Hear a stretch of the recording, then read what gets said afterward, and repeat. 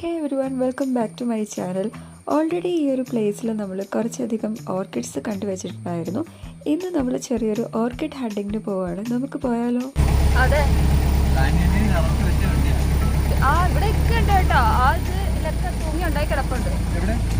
ഒരു ചെറിയൊരു ഇതിൽ സൂക്ഷിക്കണേ, സൂക്ഷിക്കണം. അങ്ങനെ കൈകൊണ്ട് എത്തിയാൽ മാത്രം പറിച്ചാൽ മതി. മറ്റേത് കിട്ടിയില്ലെങ്കിലും കുഴപ്പമില്ല. വാ സൂക്ഷിക്ക. ആ പറിച്ച തന്നെയാ. അതൊക്കെ ഉണങ്ങിയതല്ലേ? കുറച്ചുണ്ടല്ലേ. ഇറങ്ങി ടൈപ്പൊന്നും ഇവിടെ ഇല്ല അല്ലേ?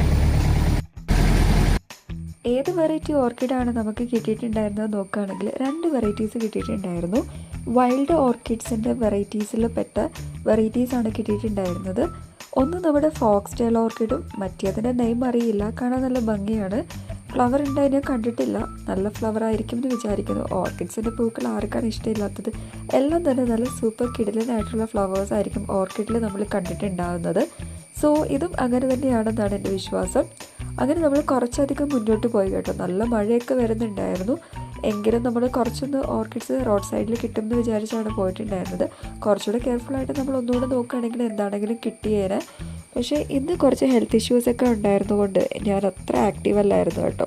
പിന്നെ ഈ ഒരു വഴി വന്നപ്പം മിസ് ചെയ്യേണ്ട, നമുക്ക് ഹണ്ട് ചെയ്തെടുക്കാമെന്ന് വിചാരിച്ചിട്ടാണ് ഈ ഒരു വീഡിയോയും ഓർക്കിഡ്സും ഒന്ന് ഹണ്ട് ചെയ്തിട്ടുണ്ടായിരുന്നത്.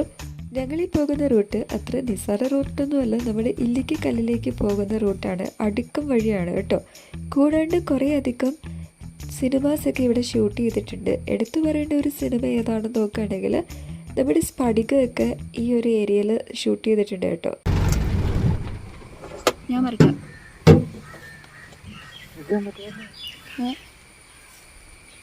അതേടാ, ഇത് ഇവിടെ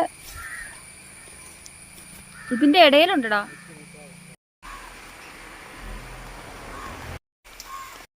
വേണ്ട വേണ്ട വേണ്ട വേണ്ട, അധികം പറിക്കണ്ട.